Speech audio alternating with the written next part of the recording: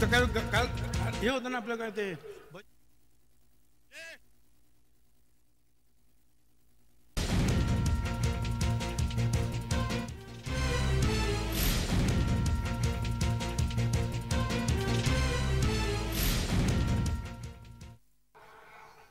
तुम्ही जर झुकाल वाकाल घाबराल तर तुमच्या पाठीमागे लोक लागतील मजबूतीने एकत्रित हे बघायचं नाही धनगर आहे बंजारी आहे माळी आहे साळी तोली तेली कोळी जो कोणी असेल भटका विमुक्त एकावर अन्याय झाला तर सगळ्यांनी उभं राहायला पाहिजे हेमतेना हम सब एक है नारा दिला पाहिजे आणि त्यांना सांगितलं पाहिजे दिलभर के लिए दिलदार है हम दिलभर के लिए दिलदार है हम दुश्मन के लिए तलवार है हम सगळ्यांनी मजबूतीने उभं राहा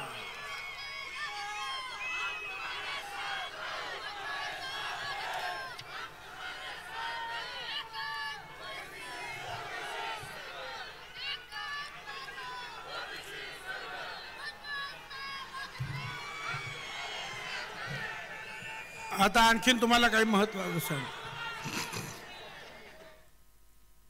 मी अशी सगळी भाषणं करतो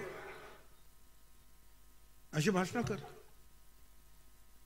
पण सगळे सरकारमधले लोक विरोधी पक्षाचे लोक विरोधी पक्षाचे नेते भुजबळ राजीनामा द्या तुम्ही राजीनामा द्या तुम्हाला पटत नाही राजीनामा द्या सरकारमध्ये पण राहता सरकारच्या विरुद्ध टीका करता मग राजीनामा द्या हिम्मत असेल तर राजीनामा द्या विरोधी पक्षाचे काही अनेक नेते बोलतात माझ्या सरकारमधले सुद्धा नेते बोलतात आता काल आणखीन एक काल परवा जण आहे तो काहीतरी बडबडला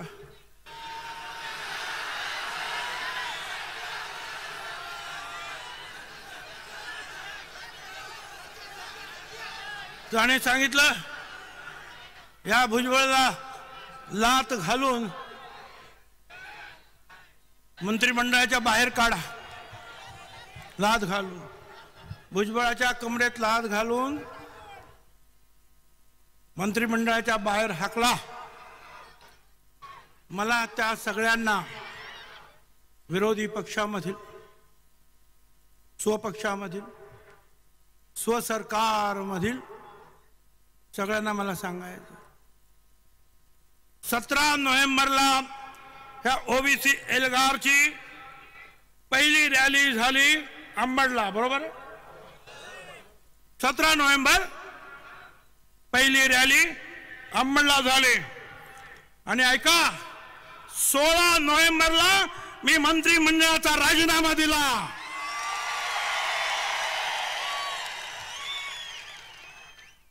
नोव्हेंबरला आणि मग अंबडच्या सभेला रवाना झालो लात मारण्याची मला गरज नाही अरे दिलंय ना राजाने 2.5 महिने मी शांत राहिलो गप्पा बसलो का मुख्यमंत्री उपमुख्यमंत्र्यांनी सांगितलं त्याची वाच्यता नको पण वर्तमानपत्रातून यायला लागला 2.5 महिन्यानंतर कोण म्हणतं दिला दिला दिला कोण म्हणतं का देत नाही कोण म्हणतं लाटा घाला काही गरज नाही लाटा घालण्याची दिलेला आहे ना जा त्यांना सांगा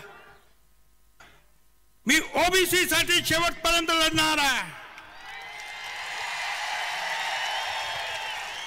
आणि मनाशी मी एकच उद्देश ठेवला आहे माझ्या जीवनामध्ये जीवन है संग्राम बंदे ले हिम्मत से काम धन्यवाद जय हिंद जय महाराष्ट्र जय ज्योति जय क्रांति जय भीम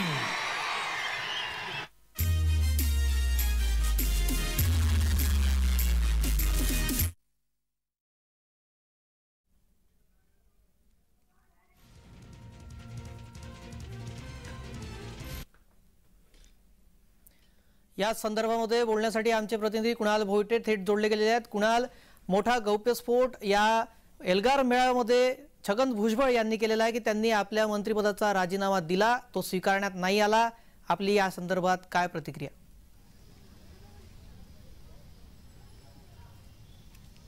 श्रेयस, एकंदरीत पाहायचं झालं तर आजच्या सभेमधला हा सर्वात मोठा गौप्यस्फोट जो आहे तो मंत्री छगन भुजबळ यांनी केलेला आहे। एकंदरीतच मागील काही महिन्यांपासून मराठा विरुद्ध ओबीसी हा संघर्ष उभ्या महाराष्ट्राने पाहिलेला आहे।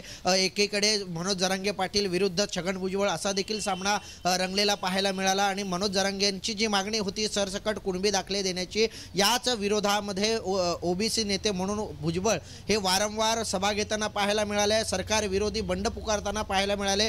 तर दुसरीकडे मुख्यमंत्री एकनाथ शिंदे यांच्याकडून वारंवार सांगण्यात येत होतं कोणत्याही समाजाला धक्का न लावता हे आरक्षण आम्ही देऊ, मात्र भुजबळ हे आपल्या भूमिकेवरती ठाम राहिलेले होते। आणि मागील काही दिवसांमध्ये आपण जर पाहिलं तर भुजबळ यांनी काही माध्यमांना प्रतिक्रिया देताना सांगितलेलं आहे, मी 16 नोव्हेंबरला राजीनामा जो आहे तो सुपूर्द केलेला आहे मंत्रिमंडळाकडे, मात्र अद्याप तो राजीनामा स्वीकारला गेलेला नाहीये। आणि याच मध्ये सरकारमधील काही आमदार आहेत त्यांच्या विरुद्ध वक्तव्य करताना पाहायला मिळतात। संजय गायकवाड यांनी देखील मध्यंतरी एक वक्तव्य केलेलं आहे की भुजबळ यांना कमरेत लाथ घालून बाहेर काढा, अशा प्रकारचं वक्तव्याचे देखील आज त्यांनी त्यांच्या भाषणामध्ये उल्लेख केलेला आहे। मात्र 16 नोव्हेंबरला त्यांनी जो राजीनामा दिल्याचा गौप्यस्फोट केलेला आहे, आता या गौप्यस्फोटाला सरकार कशा प्रकारे कुणाल, मी जरा थांबवतो। या संदर्भामध्ये आबासाहेब पाटील आपल्याशी बोलण्यासाठी जोडले गेलेले आहेत। आबासाहेब, छगन भुजबळ यांनी हा राजीनामा दिलेला आहे, त्यामुळे आता मराठ्यांचं समाधान होणार का असं वाटतंय आपल्याला? मराठा समाजाचं समाधान होण्याचं काही कारण नाही। मुळात छगन भुजबळ हे एक संविधानिक पदावरती बसलेले आहेत, ते जनतेचे सेवक आहेत आणि लोकप्रतिनिधी ज्या संविधानिक पदावर आहेत त्यांना जे मंत्रिपद मिळालेलं आहे त्या मंत्रिपदाची शपथ घेतावेळी त्यांनी कोणत्याही एका समाजाचा विषय घेऊन ते त्या ठिकाणी कुठलेही व्यवहार करणार नाहीत किंवा कोणत्याही गोष्टी करणार नाहीत, हा संविधानिक पदाचा अधिकार आहे।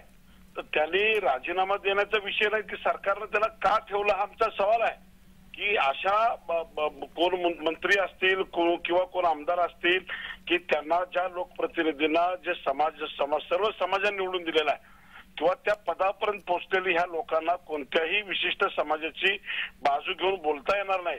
परंतु आज राज्यामध्ये छगन भुजबळ ज्या पद्धतीनं एक लोकप्रतिनिधी जातीय विषमता पसरवण्याचं काम करतायत, मराठा ओबीसी मध्ये वाद लावायचं काम करतायत, अशा छगन भुजबळला त्यांचा राजीनामा तत्काळ स्वीकारायलाच पाहिजे होता, परंतु तो का स्वीकारला नाही आणि कोणी स्वीकारला नाही ते सुद्धा जाहीर झालं पाहिजे। जर त्यांच्या पक्ष अशा पद्धतीनं पक्षपात करत असेल त्या पक्षाच्या विरोधात सुद्धा मराठा समाज गेल्याशिवाय राहणार नाही।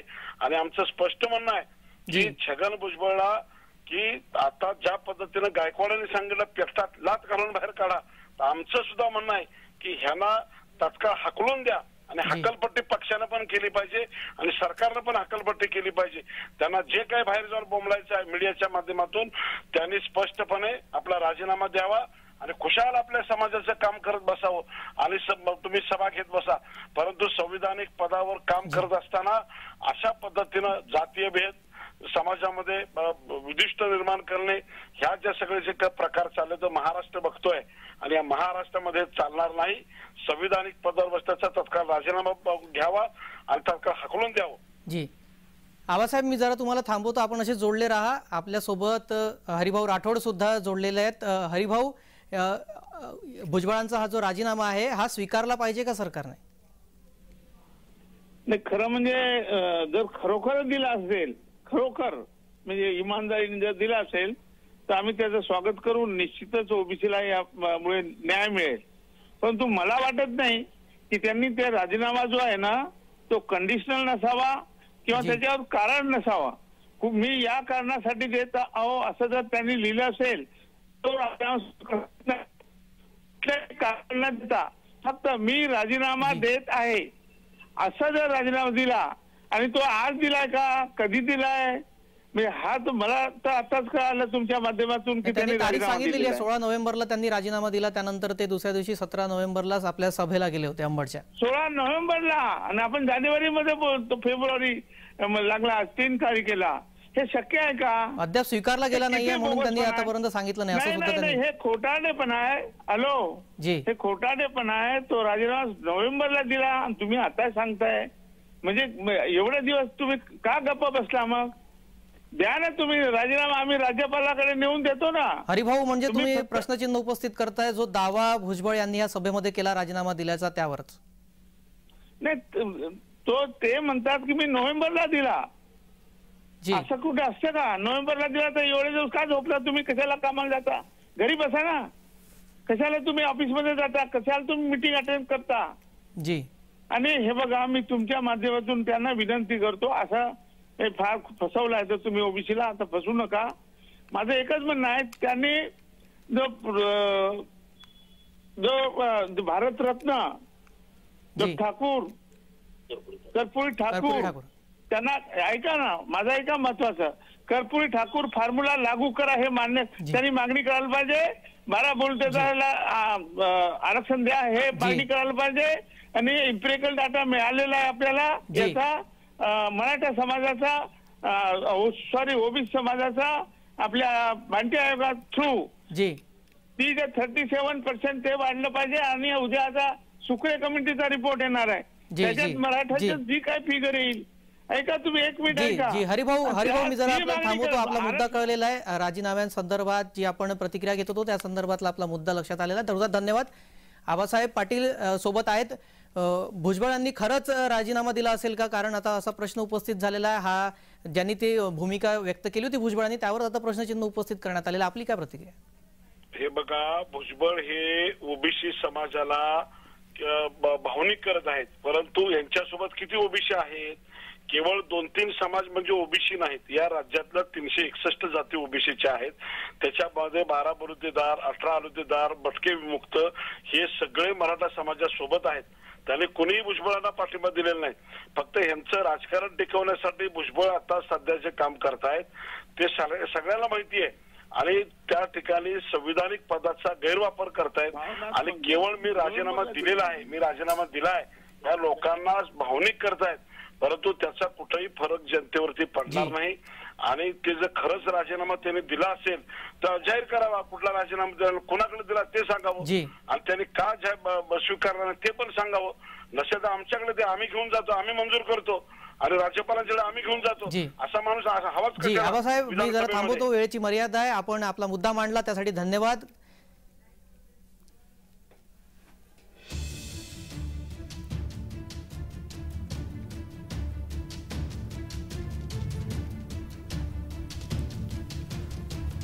मंत्री छगन भुजबळ यांनी आपल्या ओबीसी एल्गार मेळाव्यामध्ये हा मोठा दावा केलेला आहे की त्यांनी आपला राजीनामा मंत्रिपदाचा दिलेला आहे.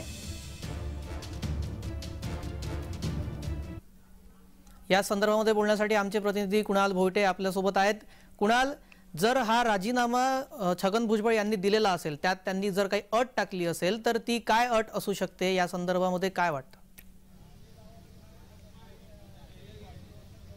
नक्कीच वारंवार छगन भुजबळ यांचं जर वक्तव्य ऐकलं ते वेगवेगळ्या सभांमधून एकच सरकारकडे मागणी करत होती की ओबीसीमध्ये कोणीही वाटेकरी नको, किंवा ज्याप्रमाणे मनोज जरांगे सांगतायत त्यांच्या मागण्यांना तुम्ही त्यांच्या मागण्या मान्य करू नका. म्हणजे सरसकट जे कुणबी प्रमाणपत्र वाटण्याची जी काही मागणी आहे ती तुम्ही पूर्ण करू नका. मराठ्यांना एक वेगळं आरक्षण द्या, त्यांना वेगळं आरक्षण दिलं गेलं पाहिजे, अशी जी मागणी आहे ती छगन भुजबळ यांच्याने ज्याप्रमाणे ते सांगतायत की राजीनामा मी दिलेला आहे, तर याच अटींसह त्यांनी राजीनामा सरकारकडे सुपूर्द केला असावा. मात्र अद्याप हा राजीनामा का मंजूर करण्यात आलेला नाही, हा एक मोठा प्रश्नचिन्ह अनेक स्तरावरून विचारला जातोय. मात्र याच संपूर्ण मुद्द्यांवरती हा राजीनामा दिला असावा. श्रेयस जी धन्यवाद कुणाल, आपण या संदर्भात आपली प्रतिक्रिया नोंदवली. दिलीप पाटील मराठा समन्वयक हे सुद्धा आपल्याशी या संदर्भात बोलण्यासाठी जोडले गेलेले आहेत. दिलीप पाटील, माझा आवाज आपल्यापर्यंत येत असेल अशी अपेक्षा आहे. आणि आता भुजबळांनी जो दावा केलेला आहे यानंतर आता मराठ्यांचं समाधान होईल का भुजबळांच्या राजीनाम्यानं? महत्त्वाचं एक असं आहे की भुजबळ साहेबांनी राजीनामा दिला नोव्हेंबर, डिसेंबर, जानेवारी, जी इतकी दिवस ते का गप्प बसले? अद्याप त्यांचा राजीनामा स्वीकारण्यात नाही आलेला आहे. तो त्यांनी प्रश्न सुद्धा उपस्थित केलेला आहे की स्वीकारला नाही त्यांचा अजूनपर्यंत राजीनामा. स्वीकारला नाही, काही तुम्ही पब्लिकली सांगितलं असतं तर स्वीकारला गेला असता ना. एक लक्षात घ्या, जी जर का भुजबळ साहेब जर असं म्हणत असतील की मी त्यावेळी राजीनामा दिला आणि माझा स्वीकारला गेला नाही, तर यावर आता विश्वास का ठेवणार कोण? की ज्यावेळी तुमच्या नाकापर्यंत पाणी आल्यानंतर तुम्ही स्टेटमेंट करता की आम्ही पूर्वी राजीनामा देऊन आलो. काही लोकांनी काहीतर उद्वेगाने, जे काही मराठा समाजातील लोकांनी उद्वेगाने स्टेटमेंट केले असतील तर त्याला उत्तर म्हणून मी आधीच राजीनामा दिलाय. जी त्याला काय अर्थ नाही ना. त्यांनी भुजबळांनी आधी सांगायला पाहिजे होतं की बाबा मी राजीनामा देऊन फक्त ओबीसीचं काम करतो, आम्हाला मान्य झालं असतं. दिलीपजी पण इथे एक प्रश्न मी तुम्हाला तसा त्यानिमित्तानं उपस्थित होतोय तो आहे की असा आता जर यांनी दावा केलेला आहे भुजबळांनी राजीनाम्याचा तर सरकारने तो स्वीकारावा का? आपल्याला काय वाटतं? 100% स्वीकारायला पाहिजे.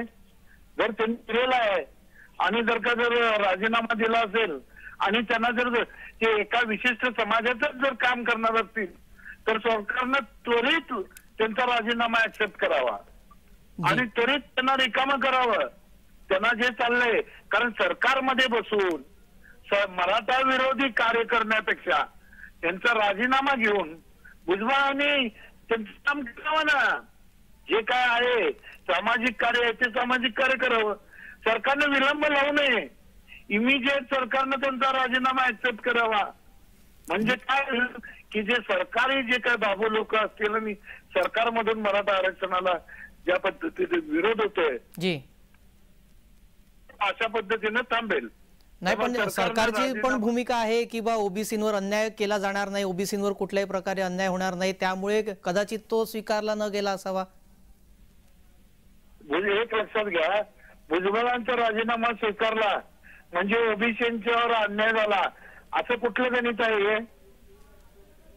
भुजबळांचा राजीनामा आणि ओबीसीचा असं काही नाही.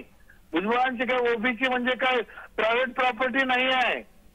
प्रतिनिधित्व करतात ओबीसींचं ते, त्यामुळे तरी हॅलो प्रतिनिधित्व तरी मंत्री छगन भुजबळ करतात ना ओबीसी समाजाचं. ओबीसी नेता म्हणून ते प्रसिद्ध आहेत. ओबीसी नेता म्हणून भुजबळ साहेब आहेत, त्याचबरोबर बरेच नेते आहेत ना जी. त्यामुळे भुजबळांनी राजीनामा दिला त्यामुळे ओबीसीवर अन्याय झाला किंवा आता त्यामुळे ओबीसी असं झालं असं काहीही नाही आहे. बरं या दाव्याला कितपत खरं मानता तुम्ही? जो दावा त्यांनी राजीनाम्याचा केलाय हा खरा आहे की खोटा, काय वाटतं आपल्याला? आता हे जे सरकारी आहे एक लक्षात घ्या, हे सरकारी आत्ता जर सांगतात 2-2.5 महिन्यानं की आम्ही त्यावेळी राजीनामा दिलेला, आता कुणाकडे दिलाय, कुठं दिलाय, खिशातच ठेवलाय, विसरले का काय हे बघायला पाहिजे. जी कारण मीडिया कायम शंका उपस्थित करत होते की भुजबळ राजीनामा देतील म्हणून. त्यांनी पटकन सांगितलं नाही. बरं जी ज्यावेळी काही जर का काही मराठा शब्द थोडेफार चुकले असतील किंवा ना आकला हे करा ते करा, खरं भावना जी आहे ती तीच आहे ना. तुम्ही जर का इक्वलला मग तुम्ही मंत्रिपदाचा राजीनामा द्या आणि आपण इक्वल बांधव म्हणा. भुजबळांना इक्वल आम्ही काही मंत्री नाही आहे ना.